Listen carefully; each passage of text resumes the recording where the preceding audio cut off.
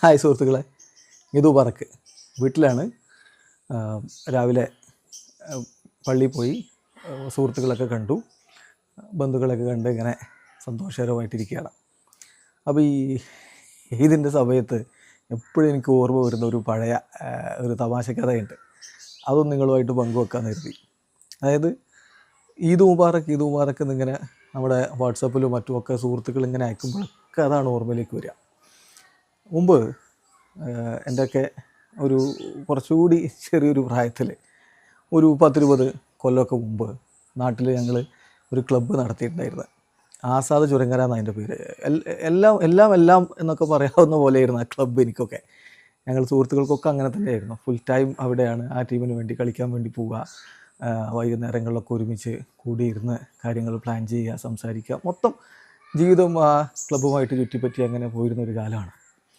അപ്പോൾ ഇതുപോലെ ഒരു പെരുന്നാൾ വന്നപ്പോൾ അന്ന് ഇന്നത്തെ പോലെ നമുക്ക് ഇങ്ങനെ ഡിജിറ്റലായിട്ട് ആശംസകൾ അറിയിക്കലൊന്നുമില്ല. പിന്നെ ക്ലബിൻ്റെ സാന്നിധ്യമൊക്കെ അറിയിക്കാൻ വേണ്ടിയിട്ട് അങ്ങാടിയിലൊക്കെ ഓരോ പോസ്റ്ററൊക്കെ ഇങ്ങനെ ഒട്ടിക്കണം, ഇതാ പരിപാടി.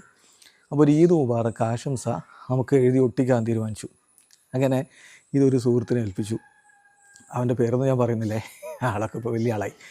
അപ്പോൾ ഇത് DTP സെൻറ്ററിൽ പോയിട്ട് നമ്മൾ DTP എടുക്കണം. എന്നിട്ട് ഒരു A4 ബ്ലാക്ക് ആൻഡ് വൈറ്റിൽ പ്രിൻ്റ് ചെയ്തിട്ട് അങ്ങാടിയിൽ മൊത്തം ഒട്ടിക്കാനാണ് പരിപാടി. അപ്പോൾ പെരുന്നാളിൻ്റെ തലേ ദിവസം പോയിട്ട് ഇങ്ങനെ പ്രിൻ്റൊക്കെ എടുത്ത് ഒരു 10-20 പ്രിൻ്റൊക്കെ എടുത്ത് അങ്ങാടിയുടെ പ്രധാനപ്പെട്ട സ്ഥലങ്ങളിലൊക്കെ പോയിട്ട് ഈദ് മുബാറക്ക്, ഏവർക്കും പെരുന്നാൾ ആശംസകൾ, ആസാദ് ചുരങ്കര എന്നൊക്കെ പറഞ്ഞിട്ട് അങ്ങാടിയിലെ ചുമരുകളിലൊക്കെ ഒട്ടിച്ച് വെച്ചു. രാത്രിയാണ് ഇതൊക്കെ ചെയ്യുന്നത്. അങ്ങനെ എല്ലായിടത്തും നമ്മുടെ ക്ലബിൻ്റെ സാന്നിധ്യമൊക്കെ ആയല്ലോ എന്നൊക്കെ ഭയങ്കര സന്തോഷത്തിൽ രാവിലെ എല്ലാവരും നമ്മുടെ ക്ലബിൻ്റെ ആശംസയൊക്കെ കാണും എന്നുള്ള സന്തോഷത്തിൽ അടുത്ത ദിവസം രാവിലെ നമ്മൾ അങ്ങാടിയിലേക്ക് കയറി പോകുമ്പോൾ കാണുന്നത് എന്താ അറിയോ, ഈദ് മുബാറക്ക്, EID എന്ന് വേണം ഈദിന്, അതിൻ്റെ I മിസ്സായിട്ടുണ്ട്. അങ്ങനെ ഈദ് മുബാറക്ക് പോയിട്ട് ഏത് മുബാറക്കായി മാറിയിട്ടുണ്ട്. ഇപ്പോഴും ഈദ് മുബാറക്ക് ആശംസ കാണുമ്പോൾ എനിക്ക് തോന്നുന്ന ഒരു തമാശ അതാണ്. ഈദ് മുബാറക്കല്ല, ഏത് മുബാറക്കാണെന്ന് തോന്നും.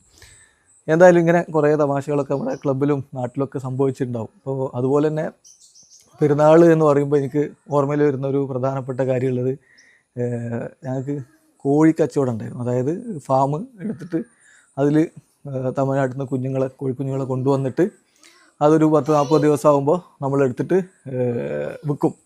ഇതാണ് പരിപാടി. അപ്പോൾ ഈ കോഴിനെ പിടിക്കാൻ വേണ്ടി ഇവിടുത്തെ ഒരു ഏജൻസിയിൽ നിന്നാണ് ആളുകൾ വരിക, ഈ ചിക്കൻ ഡിസ്ട്രിബ്യൂഷൻ ഏജൻസിയിൽ നിന്ന്. അങ്ങനെ പെരുന്നാളിൻ്റെ തലേ ദിവസം രാവിലെ വരും എന്ന് പറഞ്ഞിട്ടാണ് നമ്മൾ രാവിലെ തന്നെ ആ ഫാമിൻ്റെ അവിടെ പോയിക്കുകയാണ്. ഈ ഫാം എന്ന് പറഞ്ഞാൽ ഞങ്ങളെ വീട്ടിൽ നിന്നൊരു 10-25 കിലോമീറ്റർ അപ്പുറത്താണ്. അപ്പോൾ ഞാനും എൻ്റെ സുഹൃത്ത് ഷാവലും കൂടി രാവിലെ തന്നെ അവിടെ പോയി നിൽക്കുന്നു. കോഴി പിടിക്കാൻ ആൾ വരുമെന്ന് പറഞ്ഞിട്ട്, പെരുന്നാളിൻ്റെ തലേ ദിവസം ഓർക്കണം. അങ്ങനെ കോഴി പിടിക്കാതെ ഇപ്പോൾ വരുന്നവർ പറയുന്നു അന്ന് മുഴുവൻ വൈകുന്നേരമായി വന്നില്ല. രാത്രി 12 മണിക്ക് ശേഷം അവർ വരുന്നു. 2 ഫാമുകളായിട്ട് ഒരു 10-2000 കോഴികളുണ്ടായിരുന്നു.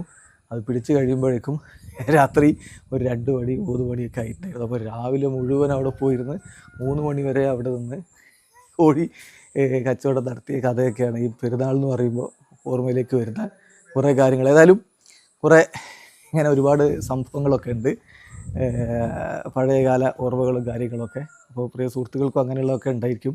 അതൊന്ന് കമൻറ്റ് ബോക്സിലൊക്കെ പങ്കുവെക്കുക. ഏതായാലും എല്ലാവർക്കും ഒരിക്കൽ കൂടി സന്തോഷത്തിൻ്റെ ആഘോഷത്തിൻ്റെ ഒരു ബലിപെരുന്നാൾ ആശംസിക്കുന്നു.